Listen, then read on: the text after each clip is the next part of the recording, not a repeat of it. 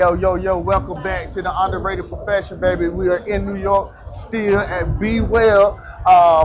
Got somebody to introduce you to. You already know who it is. I'm your boy, Maestro, aka the Great, aka the hands are ordained by the Barber gods. And I'm going to go ahead and let my man introduce himself, because I know y'all done seen him around before. So go ahead, bro, introduce yourself, man. What's going on? My name is Sean Casey. You may know me as TwinCuts_CEO. Uh-huh. I've been doing this my whole life. Barbering is a passion of mine, and I've done great things to create stability and success for myself. So I'm excited to be here, man. Okay, Sean, so we're going to take it there then. So what made you want to become a barber? Like, what was the first thing that happened that made you want to become a barber? So I was like more of a daydreamer, doodler in school. So Okay. my grades didn't reflect because where I was supposed to go. But what I did figure out was I was an artist. Right. So then when I realized that maybe, I don't have too much of a path in the college world, right. what can I fulfill more of my artistry? Plus, my son was born when I was in high school. Okay. So that kicked me in the butt a little bit to say, I I gotta gotta get buckle up in off and my figure ass. something out, right? Yeah. So I had a little baby John beard when I used to do myself, Yeah. right? Because the barber, I could pay for the haircut. I didn't have the money for the beard. So Right. I took the lineup, started doing my beard, and then I started having some of my Your friends? neighborhood friends come in, Right. do the haircut. And when it was time to be like, yo, you got a son, what are you doing with your life? I was like, maybe barbering? Yeah. Went to school, Boom. and I fell in love with it. See? I've never done nothing else in my life. Man, I'm so glad you said that, because that's what I feel, right? That's why I tell my students, because Yeah. I'm also an instructor too, Oh, right? nice. So do you feel that a barber, like, to be successful, do the barber have to love it or just like it? Like, To be a good barber, I think it has to be some passion. got to be some passion. Like anything you do Right. in life, you have to, then it feels like a job. Right. So, and being an instructor, people that jump into it thinking like there's success behind it, but it doesn't come from here. Yeah. A lot of times they do it for a moment. They're not built for a bad season. Right. They quit, and then they Yep. go into real estate or HVAC Yep. or anything else. Because they ain't got the passion They for don't it. have the passion, but people that like to do it know that, hey, you know what? I want to learn. I can be patient and slow, Right. but I will get where I need to go. Okay. And when you get there, there's really no money like barber money. Hold on, Sean. Yeah. Say that again, Like barber Sean. money, because you really can control that. Man, we'll just walk right past the house. We'll just walk right past our whole joint. You You get that edit right there. No, but for real, there's no money like barber money, because you can control how much you make Right. by creating that path for you. Are you a fast barber? Are you trying to retain a lot of clients? It's Right. about relationships, Right. Or are you the type that throughout time you mature, Right. and you're changing your clientele to get people that are more business owners and Right. stuff that are going to pay you a lot more? Yeah, there's those jobs, a doctor, a lawyer, you go to college for. There's another. That's enough. Okay. You got your doctors, your lawyers, you go to Right. school for. But at trade school, Mm-hmm. man, the type of money you really can make consistently Right. up to 100 an hour. Right. And look, And how many jobs? And even if I said you just starting out and where haircuts are at now, and you make $40 an hour, how That's many jobs paying right now $40 an hour are you giving do. you $40 Right. to do Right. what you want to do? Man, and that's what I be trying to tell my students, man. Like, once you get out of school, man, it's not easy, but as long as you're passionate about it and you loving it, Yeah. it's gonna become. Don't chase the passion and don't chase the money. The money's gonna come, bro. The money's gonna come. And that's what I be trying to tell. So when you was a student, let me ask you this: when you was a student, who was one of your biggest influence? As far as the barbering world, was it one of your instructors? Was it somebody in your barbershop that that you got to? Yeah. Well, in school, Yeah.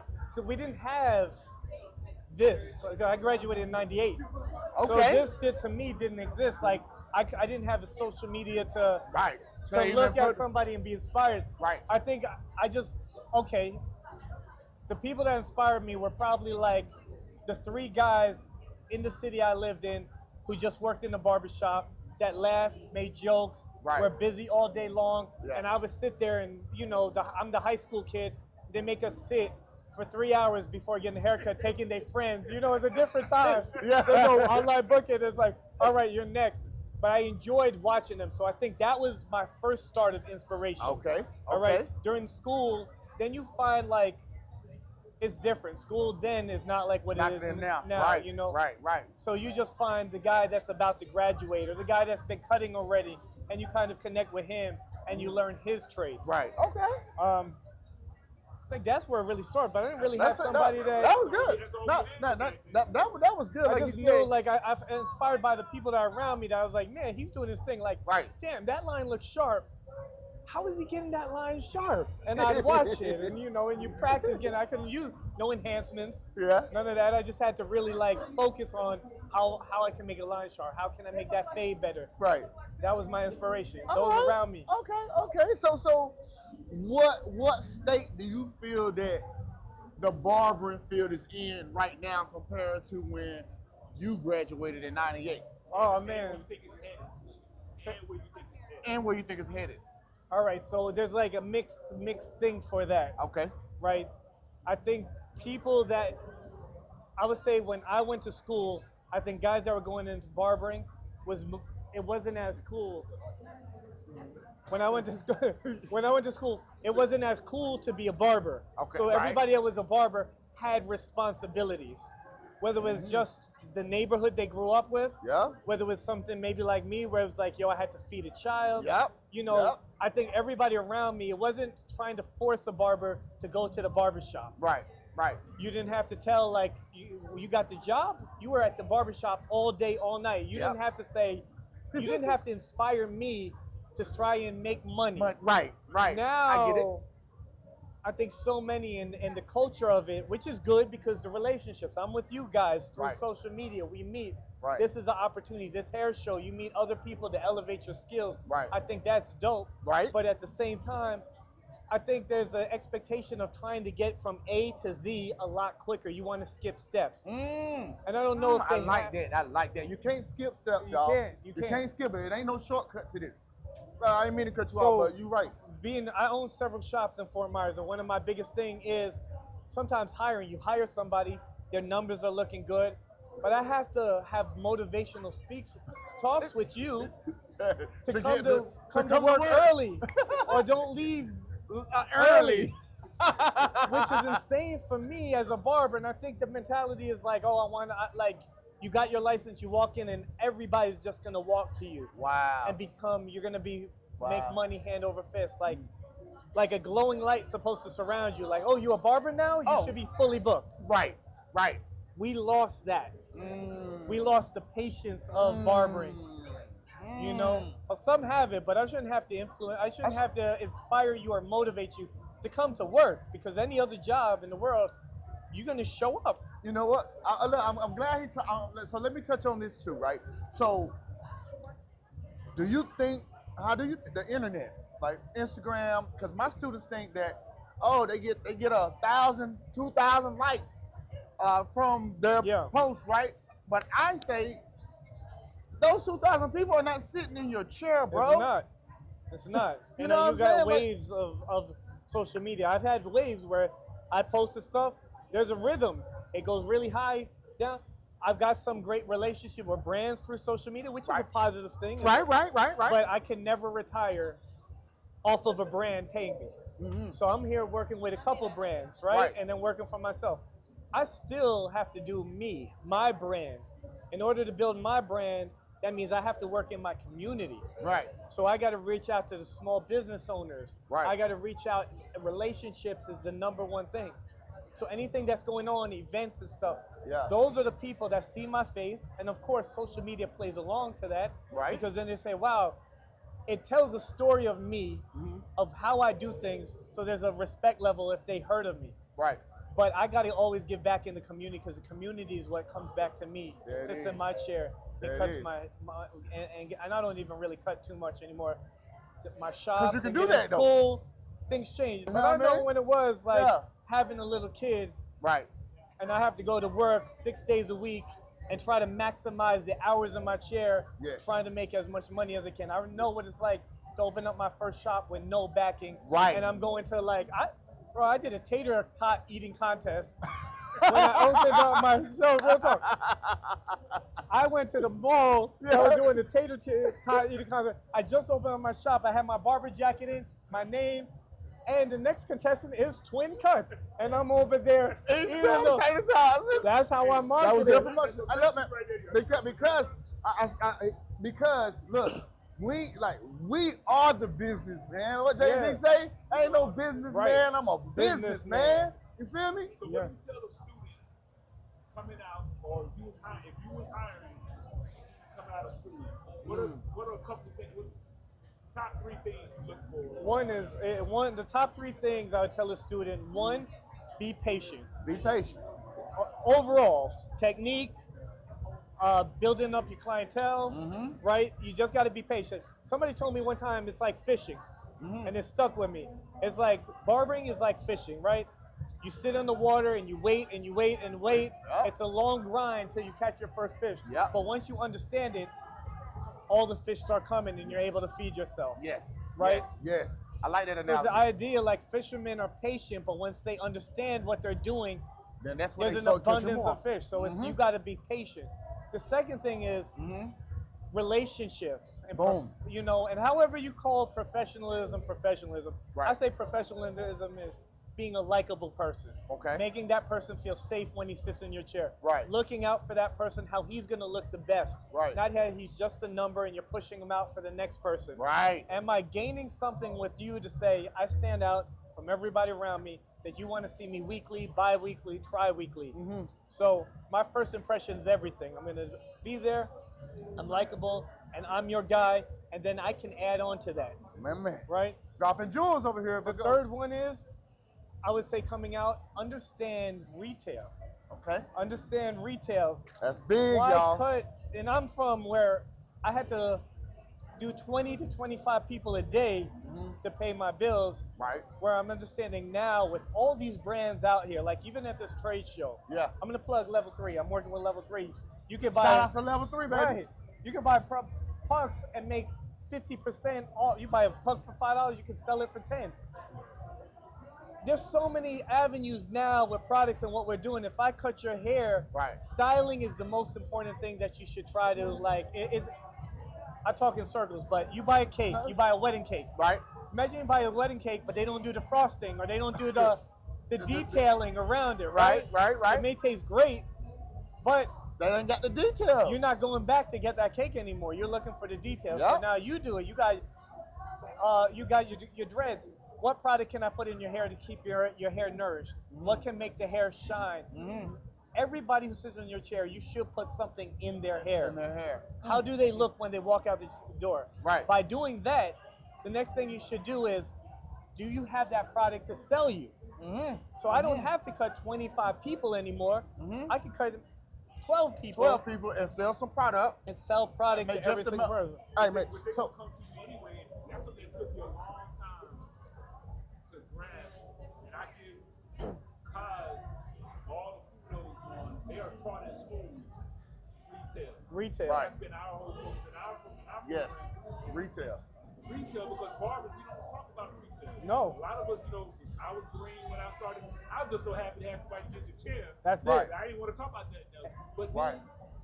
then, we the first one they asked about stuff. We sent them to Walmart, or we sent them to the beauty store. Right. But it wasn't even an abundance. We could have made the You money could have right had it. But it wasn't even an abundance of products like when we came out. Y'all came out around about the same time. Yeah, You know what I mean? yeah. So it's like it wasn't an abundance of products. We didn't have the opportunity to sell that. So you Right. would go to the neighborhood store and it had the same Talcmans yeah. and Yeah. the orange can wax, the Murrays for the waves, and it was now the opportunity to do it, Yes. right? So It's- cut less and make more, and then you turn yourself or your business into a retail store. Right.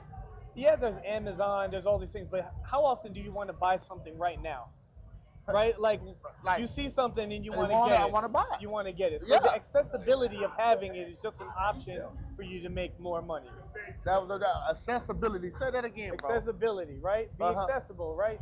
There are brands, Amazon, they could get it maybe a couple of dollars cheaper. Yeah. Still a 2-day wait. Yeah. You're at the barber shop. It's a Friday. You just do my hair. I need something to put in my sock because I'm going out tonight. You have it right there for me. Convenience. And you don't need to be a salesman. Right. I had clients, I would tell them, that's when the light bulb came on for me. When I used to have clients, I would tell them exactly where it's at, what shelf it's on, what aisle it's on. That's crazy. But can you still get it for me? Sure. So I'm like, I need to go ahead and start having these. And you don't need to be a salesman either. Right. All you got to do is just do your haircut and style the hair. However you do it, just put the product in your hair. Right. And you don't have to say, hey, we carry this. Most of the time, hey, what did you use? Yep. Yeah, I used this. Yep. Well, you got some of it? Or, yeah, I got this, but I got some more if you want to take it home. That's the first thing they're gonna ask. They're like, "What do you Man, use?" You that tell them that they say, question "You got some right more?" Like, there. come on, man. Add some more. So Come much on, more. man. I said, to build on that, it's the same as asking somebody at the, hey, how often do you get haircut? Do you want me to fill you in for next week? It's nothing better than walking in on a slow day, say a Wednesday is the universal slow day in a barbershop, Right. than walking in and waiting for walk-ins to come in where I can look at the book and say, you know what, I already got 3 to 5 people already booked with me because all I did was ask them a question. That's it. Hey, you know what, I got some availability next Wednesday. You want me to fit you in at this time? That's it. Yeah, Yay or sure. nay. Yeah. Yay or nay. They can say yes or no. Right. You know what I mean? We got a couple more questions, then we got to let you go. Yeah. That's right. I don't want to take. But our initiative has been, is about financial literacy or financial awareness. Financial awareness. So- We're trying to get out of saying literacy, but with financial awareness. Awareness for barbers, right? Yeah. What would be a for a student getting out, or an apprentice or somebody getting out? What kind of financial tips and suggestions would you give someone just getting started? Yeah, for sure. What type of financial tips? You have to see your money and know how much money you're spending in order what you're trying to build and buy, right?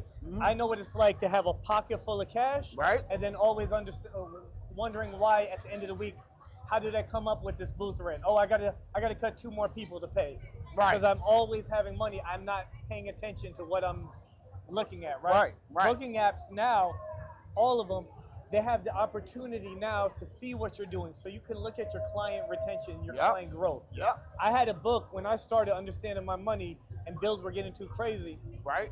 I made sure how much I was making each day, then I would add it up and seeing what I was doing month by month, day by day. Yep. So That's what you got to do. If you're serious about it. It's all right. Okay. That's cool.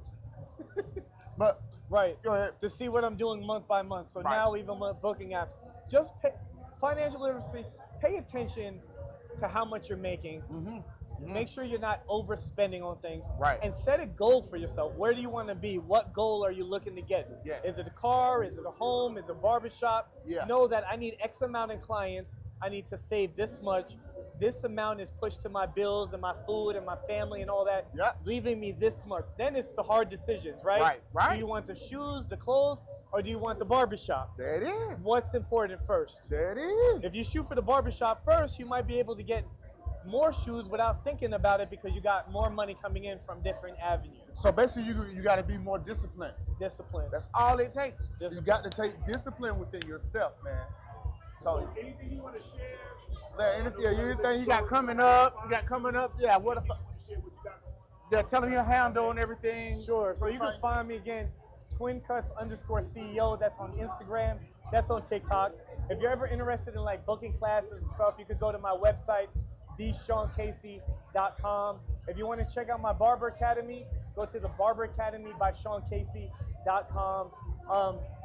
We do offer courses at my school. We're approved by the Board of Education, but we do continuing education courses that are not accredited that you can come to my school for a week, 2-week, 3-day program, jump into our system, and if you're trying to learn scissor work, color, hair cutting, fading, business, social media week, we can incorporate that as well. So versatility, that's the last thing I'll say. Versatility. Versatility, learn it all. Learn it all, baby. Learn it all. That's why I try to, students, like especially my students that's probably going to watch this in the future, learn it all. When I was in school, some of the guys did not want to do the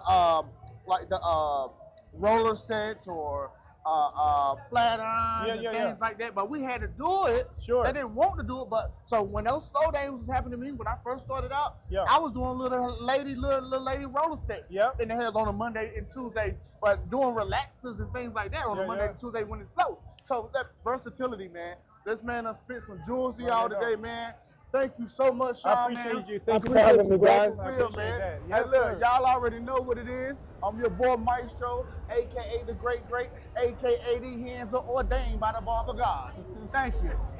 Appreciate you, man. Appreciate you, man. Appreciate you, bro.